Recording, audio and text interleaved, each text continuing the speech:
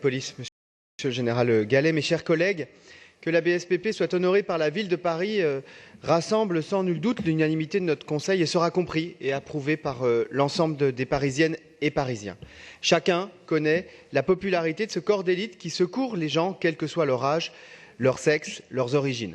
Rapide, efficace, gratuit, tel est le service public assuré par les agents de la brigade, tout rang et tout grade confondus, parfois au risque de leur propre vie.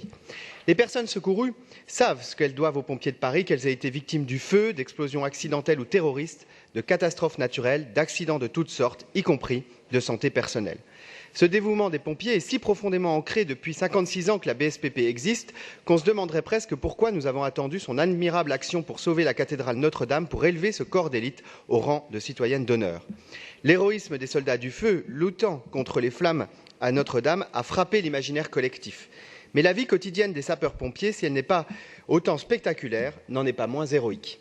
Car n'est-ce pas de l'héroïsme que de se dévouer 3120 heures par an pour un salaire mensuel de 1 700 €, d'avoir à subir des casernes encore trop souvent vétustes, une charge de travail passée en quelques années pour la brigade de 450 000 interventions par an à 520 000, de faire face à un nombre croissant d'agressions de la part de personnes secourues parfois alcoolisées, et le tout avec un budget dont la hausse depuis 2014 se contente de neutraliser l'inflation.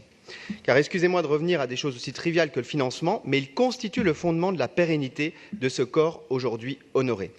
Mon groupe n'a cessé de déplorer le gel brutal survenu en 2014 du plan dit de modernisation établi 4 ans plus tôt.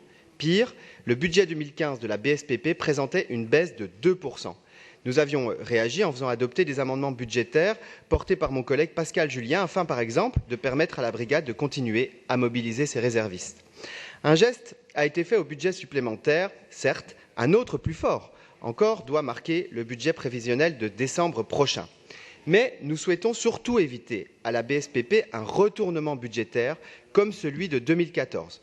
Je profite donc de mon intervention pour réaffirmer la nécessité d'établir un plan sur 10 ans qui engage la ville et la préfecture et dont on peut espérer qu'il emporte l'unanimité de notre Assemblée. C'est le sens de l'amendement budgétaire que les écologistes avaient déposé, malheureusement rejeté.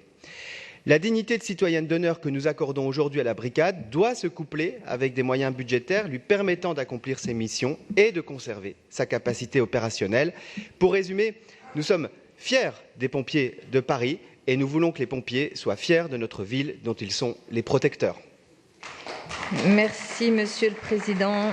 Madame Laurence Golgrabe, présidente du groupe radical de gauche centré